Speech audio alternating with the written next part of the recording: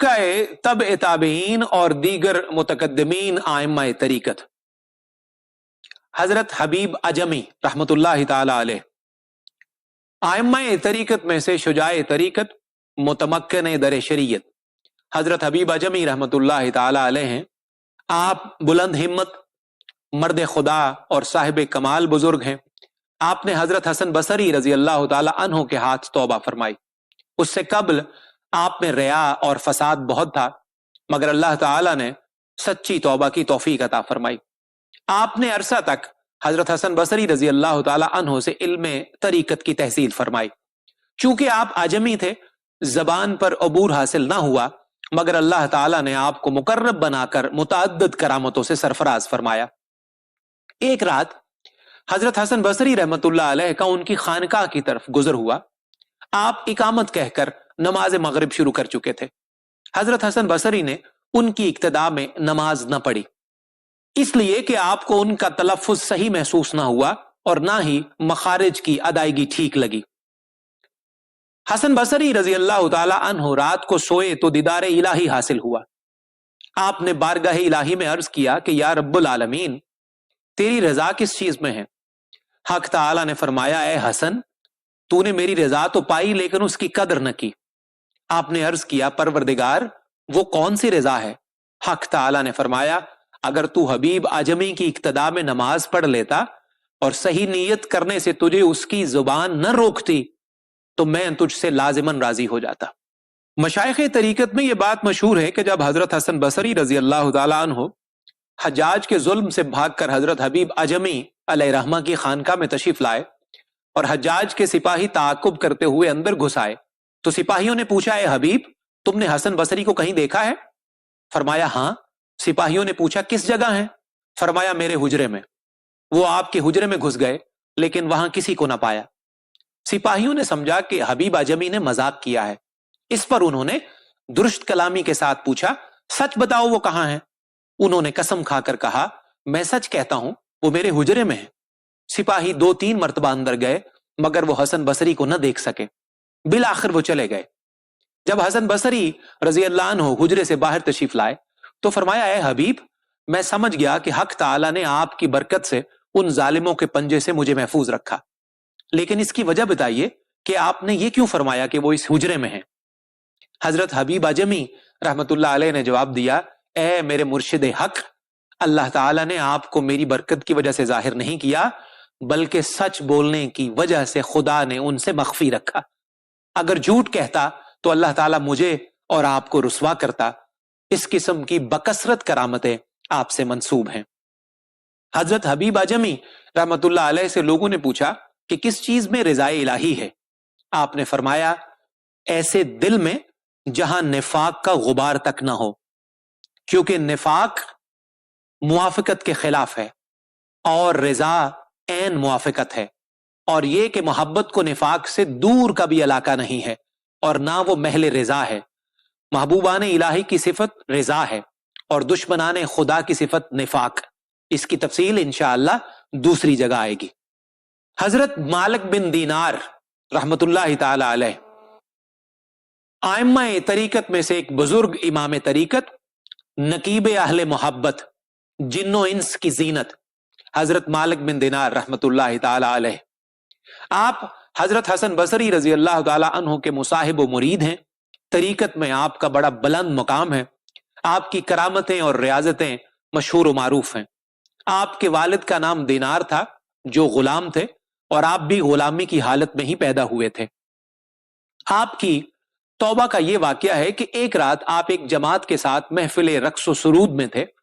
जब तमाम लोग सो गए तो उस तंबूरे से जिसे बजाया जा रहा था आवाज आई, ए मालिक, क्या बात है, तौबा में देर क्यों है? आपने अपने तमाम दोस्त और अहबाब को छोड़कर हजरत हसन बसरी रजी अल्लाह अन्हु की खिदमत में हाजिरी दी और सच्ची तौबा की और अपना हाल दुरुस्त करके हमेशा साबित कदम रहे। इसके बाद आपकी शान इस कदर बुलंद हुई कि एक मर्तबा जब आप कश्ती में सफर कर रहे थे, एक ताजर का मोती कश्ती में गुम हो गया। आपको उसका कोई इल्म न था, लेकिन ताजर ने आप पर चोरी का इल्जाम लगा दिया।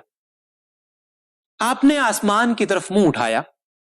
उसी लम्हा دریا کی تمام مچھلیاں منہ میں موتی دبائے سطح آب پر ابھر آئیں۔ آپ نے ان میں سے ایک موتی لے کر اس تاجر کو دے دیا اور خود دریا میں اتر گئے اور پانی پر گزر کر کنارے پر پہنچ گئے۔ ایک مرتبہ آپ نے فرمایا، میرے نزدیک سب سے زیادہ محبوب عمل میں اخلاص ہے، کیونکہ اخلاص کے ساتھ عمل کرنا ہی تو واقعی عمل ہے، اس لیے کہ عمل کے لیے اخلاص کا درجہ ایسا ہی ہے جیسا جسم کے لیے روح۔ جس طرح بغیر روح کے جسم پتھر ہے، اسی طرح بغیر اخلاص کے عمل ریت کا تودا ہے۔ اخلاص باطنی اعمال کے قبیلے سے ہے اور طاعات و نیکیاں ظاہری اعمال کے قبیلے سے۔ ظاہری اعمال کی تکمیل باطنی اعمال کی موافقت پر موقوف ہے، اور اعمال باطنہ ظاہری اعمال کے ساتھ ہی قدر و قیمت رکھتے ہیں۔ اگر کوئی شخص 1000 برس تک ظاہری عمل کرتا رہے، لیکن جب تک وہ ظاہری عمل کے ساتھ اخلاص کو نہ ملائے، وہ عمل نیکی نہیں بن سکتی۔ حضرت حبیب بن اسلم رائی رحمت اللہ تعالی علیہ، ائمہ طریقت میں سے ایک بزرگ، فقیر کبیر، تمام ولیوں کے امیر، ابو حلم حضرت حبیب بن اسلم رائی رحمت اللہ تعالی علیہ ہیں۔ مشائخ کبار میں آپ کی بڑی قدر و منزلت ہے۔ تصوف کے تمام احوال میں بکثرت دلائل و شواہد مذکور ہیں۔ آپ حضرت سلمان فارسی رضی اللہ تعالی عنہ کے مصاحب ہیں۔ آپ سے ایک حدیث مروی ہے کہ رسول اللہ صلی اللہ تعالی علیہ وآلہ وسلم نے فرمایا، مومن کی نیت اس کے عمل سے افضل ہے۔ آپ بکریاں پالتے تھے اور فرات کے کنارے بکریاں چرایا کرتے تھے۔ آپ کا مسلک خلوت گزینی تھا۔ ایک بزرگ بیان کرتے ہیں کہ ایک مرتبہ میرا گزر اس طرف ہو گیا تو کیا دیکھتا ہوں کہ آپ تو نماز میں مشغول ہیں اور ایک بھیڑیا ان کی بکریوں کی رکھوالی کر رہا ہے۔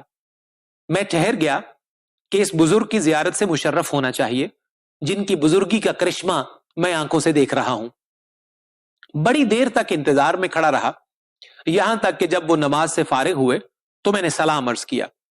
آپ نے سلام کا جواب ارشاد کیا اور فرمایا، کس کام سے آئے ہو؟ میں نے عرض کیا، زیارت کے لیے۔ فرمایا، جزاک اللہ۔ اس کے بعد عرض کیا، یا حضرت، آپ کی بکریوں سے بھیڑیے کو ایسا لگاؤ ہے کہ وہ ان کی حفاظت کر رہا ہے؟ فرمایا، ہاں، اس کی وجہ یہ ہے کہ بکریوں کے پالنے والے کو حق تعالی سے دلی لگاؤ ہے۔ یہ فرما کر آپ نے لکڑی کے پیالے کو پتھر کے نیچے رکھ دیا۔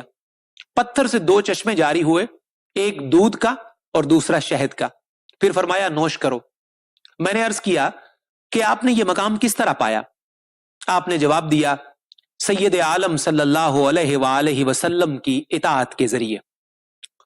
پھر فرمایا، اے فرزند، موسیٰ علیہ السلام کی قوم اگرچہ ان کی مخالف تھی، لیکن پتھر نے انہیں پانی دیا۔ حالانکہ حضرت موسیٰ علیہ السلام حضور سید عالم صلی اللہ علیہ وآلہ وسلم کے درجہ میں نہ تھے، جبکہ میں حضور صلی اللہ علیہ وآلہ وسلم کا ایک فرما بردار امتی ہوں، تو یہ پتھر مجھے دودھ اور شہد کیوں نہیں دے گا؟ حضور اکرم صلی اللہ علیہ وسلم موسیٰ علیہ السلام سے افضل ہیں۔ پھر میں نے عرض کیا کہ مجھے کچھ نصیحت فرمائیے۔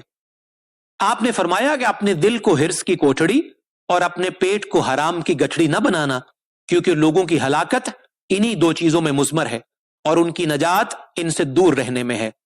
حضرت شیخ کے اور بھی بکثرت احوال اور روایات ہیں، اس وقت اسی پر اکتفا کرتا ہوں کیونکہ میری اکثر کتابیں غزنی میں رہ گئی تھیں۔ حضرت ابو حازم مدنی رحمت اللہ تعالی علیہ، تبع تابعین میں سے ایک بزرگ امام طریقت، پیر صالح حضرت ابو حازم مدنی رحمت اللہ تعالی علیہ، آپ مشائخ کرام کے پیشوا اور سلوک و معرفت میں کامل دسترس رکھتے تھے، فقر میں بزرگ اور صادق قدم تھے، مجاہدات میں بڑی محنت و مشقت برداشت کیا کرتے تھے۔ حضرت عمر بن عثمان مکی رحمت اللہ علیہ کو آپ کی صحبت کا شرف حاصل ہے۔ آپ کا کلام مقبول اور تمام کتابوں میں مذکور ہے۔ یہی حضرت عمر بن عثمان روایت کرتے ہیں کہ کسی نے آپ سے پوچھا، آپ کی پونجی کیا ہے؟ آپ نے ارشاد فرمایا، میری پونجی خدا کی رضا اور لوگوں سے بے نیازی ہے۔ بلا شبہ جو حق تعالی سے راضی ہوگا وہ لوگوں سے مستغنی ہو جائے گا، کیونکہ اس کے لیے سب سے بڑا خزانہ خدا کی رضا ہی ہے۔ غنا سے اس کی مراد حق تعالی سے غنا ہے۔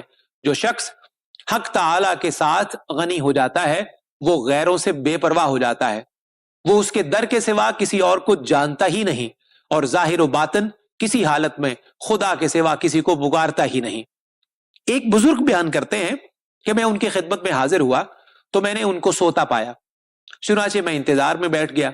جب وہ بیدار ہوئے تو فرمایا، میں نے خواب میں اس وقت رسول اللہ صلی اللہ علیہ وآلہ وسلم کی زیارت کی ہے۔